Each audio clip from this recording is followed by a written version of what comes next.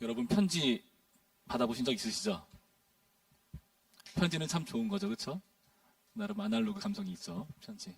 문자보다는 아무래도 손글씨 들어간 그 매력적인 좋은 전달 수단이 아닌가, 마음을 전달하는 수단이 아닌가 하는 생각을 갖습니다.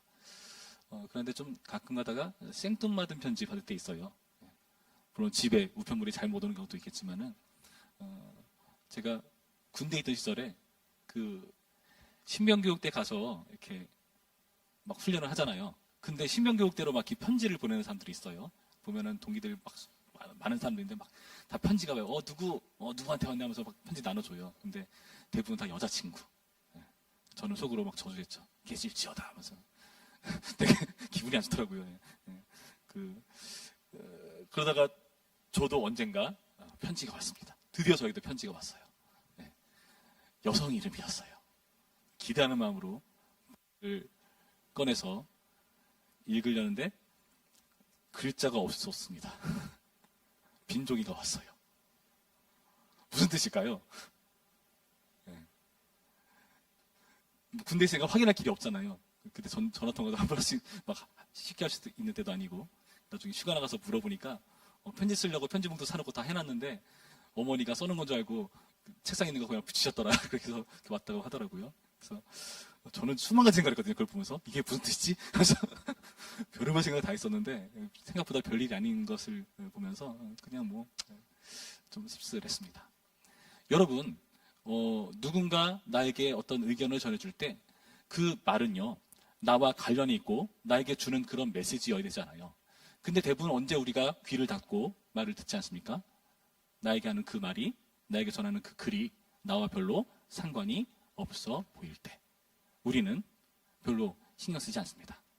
우리 순회 때 루지 탔었죠, 루지. 만약에 루지를 탈 때 그 안내하시는 분 막 설명하시잖아요. 여러분 잘 들으셨나요? 진짜? 남자들 진짜 잘 들었어요? 잘 안 들었을 것 같은데. 예. 어떻게 해야 잘 들을까요? 아마 루지 그 사진 하나 딱 꺼내주면서 피가 철철 흘러넘치는 사고사 설차를 보여주면서 어저께입니다. 말하면 우리가 막 집중해서 들을 거예요. 그렇죠? 예. 무슨 말이냐 하면은 그게 나와 관련이 있을 때야 그게 나에게 들리는 소리가 된다는 겁니다. 참 신기해요. 아무리 시끄러운 장소라도 누군가 주변에서 좀 멀리 떨어진 데서 내 얘기를 하면은 그게 이렇게 들린대요. 그만큼 우리는 나와 관련된 얘기를 듣고 싶어하는 그런 기질이 있습니다. 그래서 여러분 혹시 설교 시간에 졸리다 싶으면은 제가 반성해야 돼요. 내가 지금 전혀 상관없는 얘기를 하고 있구나. 그런 마음이 들 수도 있어요. 여러분의 얘기라면은 여러분 귀를 쫑긋 세우고 듣기 마련이라는 겁니다. 그런데 이상하게도 오늘 본문을 보시면은 사실 이 편지를 받는 대상과는 크게 상관없어 보이는 내용 같아요.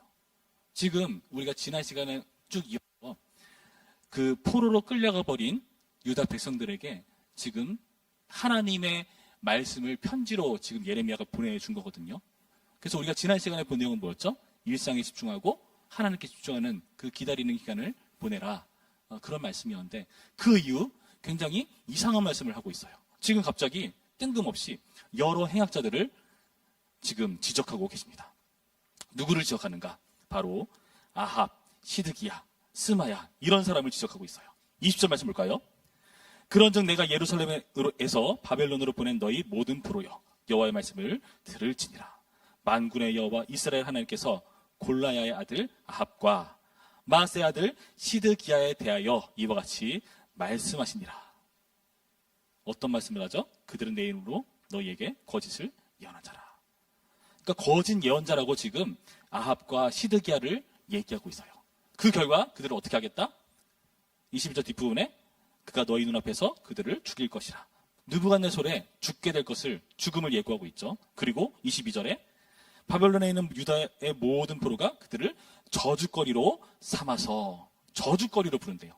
그러니까 누군가를 저주할 때 이렇게 저주하는 거예요. 이런 아합과 같은 시드기야 같은 그렇게 저주를 하는 거예요. 그런 저주거리로 삼아버리겠다라고 말씀하고 있다는 겁니다.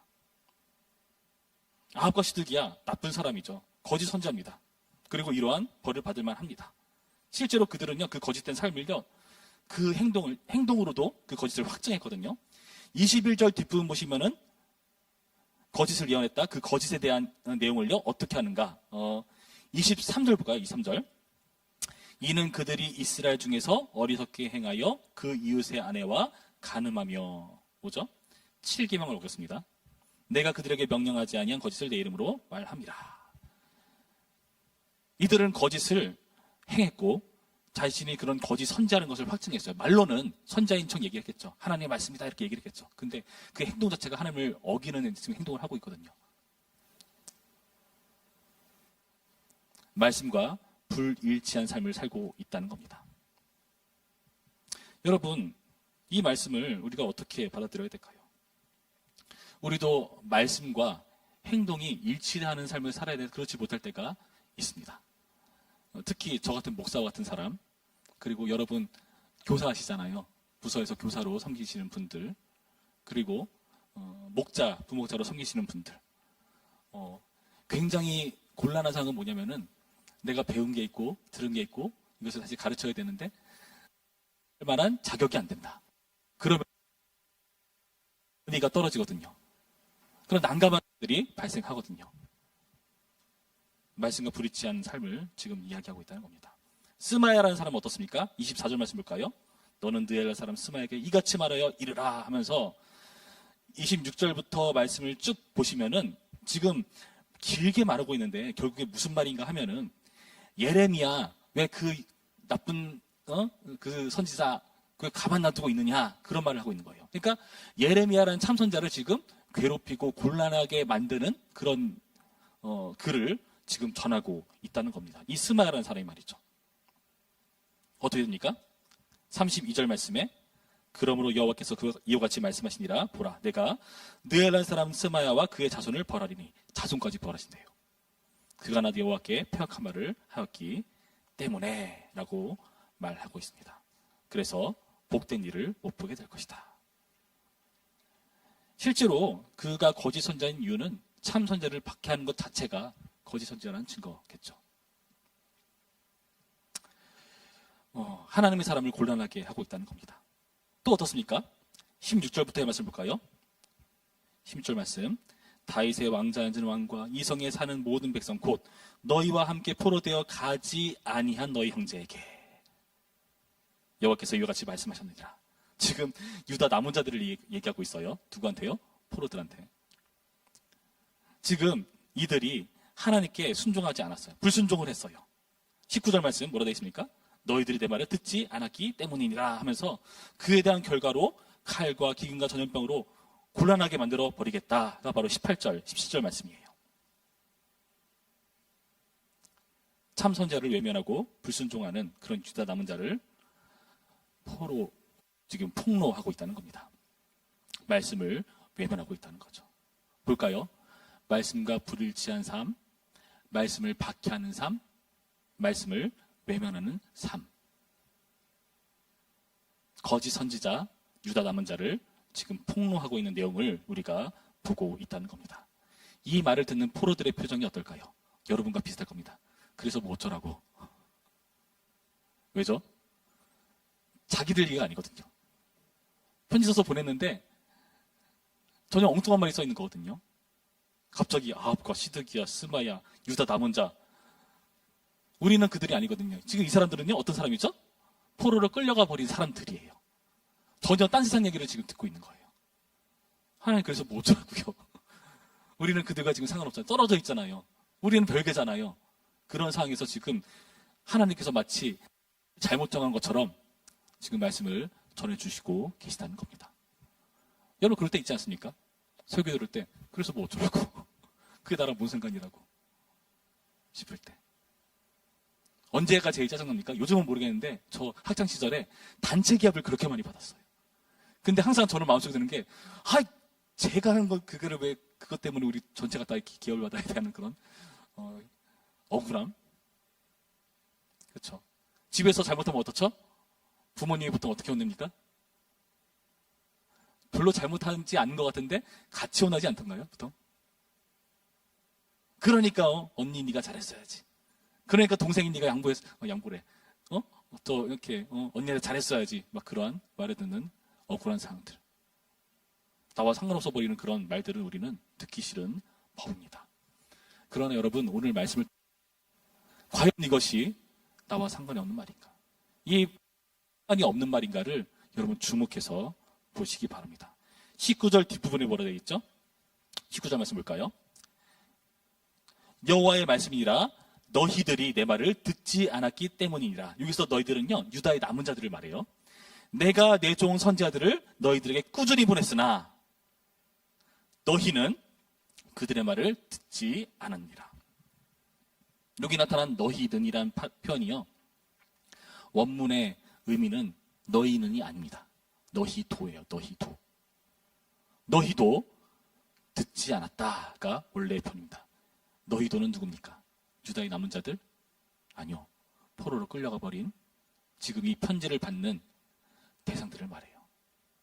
너희도 그렇다라고 지적해주는 말씀이에요. 15절 말씀 뭐라 되어 있습니까? 15절 말씀 보시면 이렇게 되어 있어요. 너희가 말하기를 여호와께서 우리를 위하여 바벨론에서 선지자를 일으키셨느니라. 지금 포로로 끌려가 보낸 사람들이 그 자리에서 하나님께서 우리를 위해서 선지자를 세웠다라고 지금 기뻐하고 있는 표현입니다. 어떤 선지자일까요? 거짓 선지자들입니다. 아합과 시드기야 같은 그런 거짓 선지자를 지금 신뢰하고 있는 표현을 지금 여기서 말하고 있다는 거예요.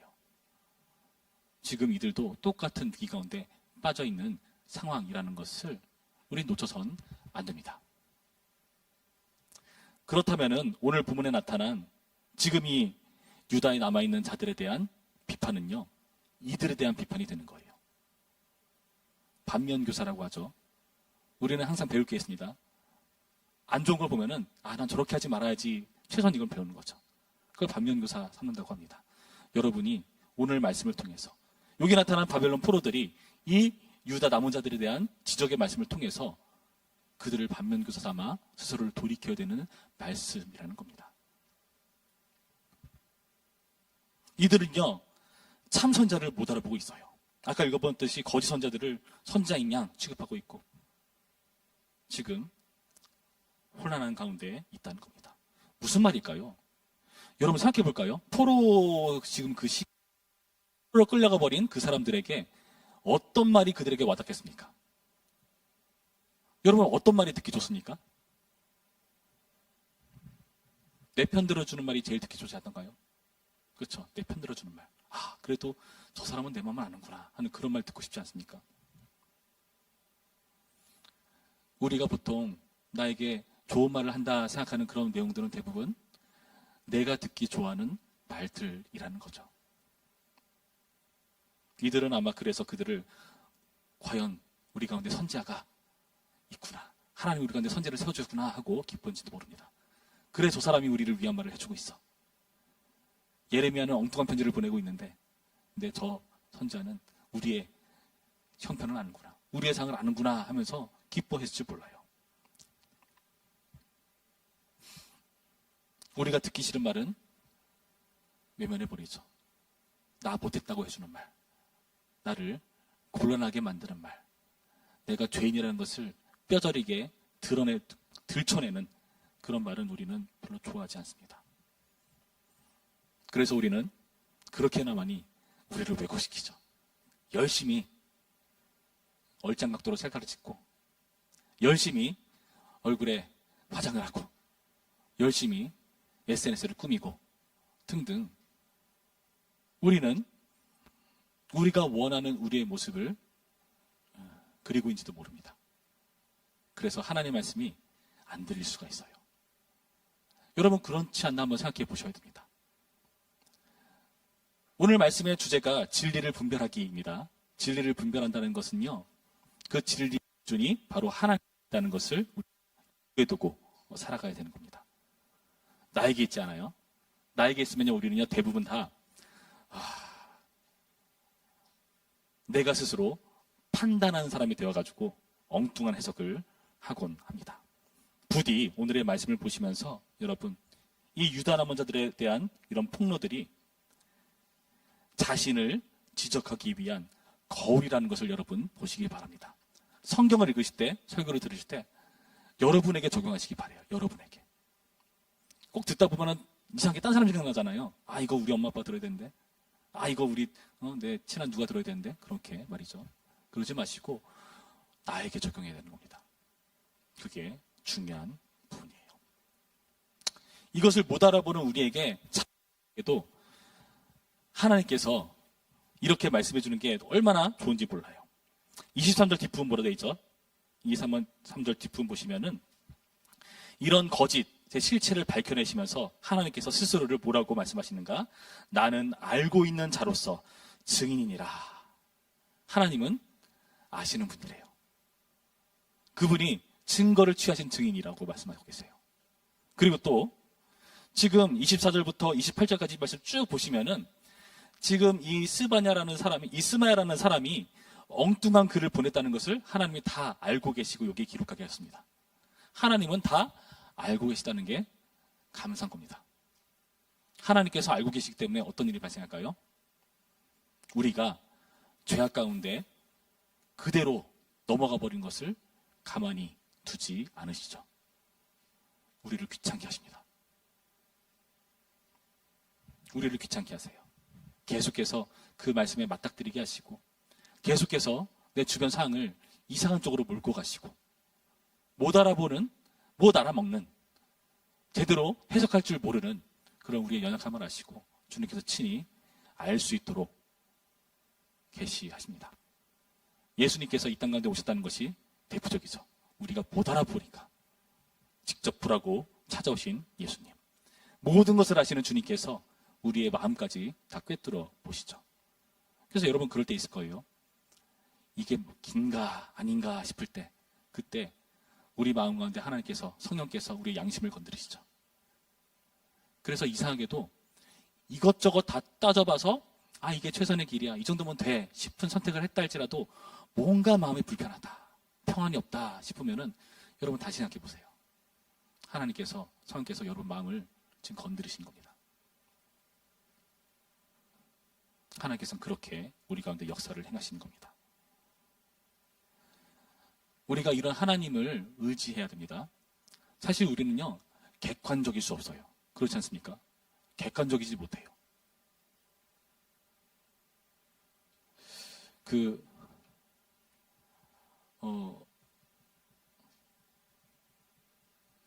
갑자기 작가 이름이 기억 안 나네. 그 인간 실격 누가 썼었죠? 갑자기 작가 이름이 기억 안 나네. 예, 다자요 오사무. 예. 그 인간 실격이라는 소설을 보면은 그런 내용이 나와요. 그 주인공이 되게 약간 어리버리하고 머뭇머뭇거리고 막 그렇게 음산한 그런 인물이에요. 그랬더니 그 주변 인물 한 명이 너 그렇게 살다가는 세상이 널 가만두지 않을까 하면서 막 협박을 해요. 그 웃으면서 하하 그런가요 넘어갑니다. 근데 속마음에 뭐냐? 그게 진짜 세상이냐? 그 세상은 바로 당신 아닌가 하는 그런 질문을 던지는 내용이 있습니다. 무슨 말이죠? 우리 각자가 하나의 우주라는 거죠. 우리 각자가 다 옳습니다. 나의 세상에선 내가 옳잖아요. 그렇죠? 그래서 그것을 마치 객관적이라고 우리는 헷갈려 해요. 그래서 우리가 다른 사람을 상처 주고 어렵게 만든 게 뭐냐면은 내 기준에 옳다고 하는 것을 다른 사람에게 들이밀기 시작했을 때 다른 사람에게 상처가 되는 경우가 있다는 거죠. 우리는 그렇게 우리 스스로를 옳다고 추구하는 그런 인물입니다. 그러나 그렇지 않죠. 오늘 말씀에서는 분명히 얘기하는 것은 하나님께서 하신다. 하나님이 진리이시다. 못 알아보고 실수하고 넘어지고 그건 나와 상관없는 얘기인데 뭐 하는 그런 우리들을 향해서 계속해서 그 말씀을 집요하게 걸고 넘어지시는 하나님을 우리 감사히 여겨야 되는 겁니다. 여러분 우리 수련 시간에 열심히 기도에 대해서 배웠어요. 제가 이번 금요일 때 되게 기대했습니다. 지난번엔 설 연휴 뭐 그때 좀 지나고 했으니까 그래서 못 왔겠지. 이번엔 많이 오겠지. 근데 다이가 안 나왔어. 그 전주에 나왔었는데. 예. 예. 그래서 약간 좌절했습니다. 하민자면 온 것 같더라고요. 모자 쓰고 있었죠. 예. 그렇죠. 예, 그렇죠. 그래서 여러분 누군가 여러분을 왔나 안 왔나 지켜보고 있어요. 최소한 저는 그러고 있어요. 예. 어떤 찬양인도 하다가 찬양인도가 안 돼. 환난하다 제가 보고 있어. 무슨 말이냐, 여러분. 기도를 배웠으면은 써먹으세요. 하나님께 뜻을 구하세요. 우리에게 가르쳐 주시는 분이십니다. 그 누구도, 심지어 우리 스스로도 나에게 옳은 게 뭔지를 몰라요. 그러니까 이렇게 나와 상관없는 말씀 취급해버리는 문제들이 발생하는 겁니다. 설교가 내 걸로 안 들리는 거예요. 다 다른 사람 얘기로 들리고, 비판하고자 하는 그런 생각만 계속해서 가득 차 있고, 나 빼고 다 나쁜 사람이야. 그쵸? 나만 오라.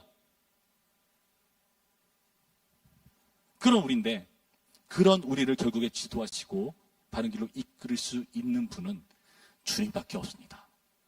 여러분 이것을 명심하셔야 돼요. 특히 여러분 청년의 때에 정말 한 치 앞도 모르겠잖아요. 그렇죠? 그때에 여러분 하나님을 찾으시기 바랍니다. 하나님의 역사를 구하시기 바랍니다. 금연 비전 기도에 나오시기 바랍니다.